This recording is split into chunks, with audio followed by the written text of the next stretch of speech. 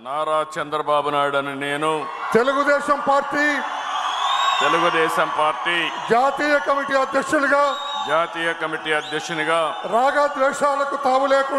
రాగద్వేషాలకు తావు లేకుండా కుల మత ప్రాంతాలకు అతీతంగా నాకు అప్పగించబడిన విధులను మనస వాచ కర్మేణ సమర్థవంతంగా నిర్వహిస్తానని దేవుని సాక్షిగా తెలియజేస్తున్నాను. తెలుగుదేశం పార్టీ కార్యకర్తల అభ్యున్నతికి మనోభావాలకు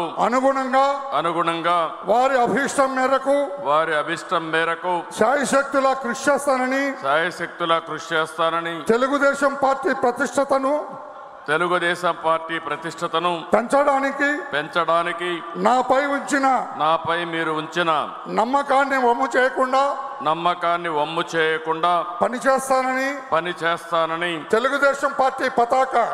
తెలుగుదేశం పార్టీ పతాక దేశం నలుమూలలా రెపరెపలాడేటట్లుగా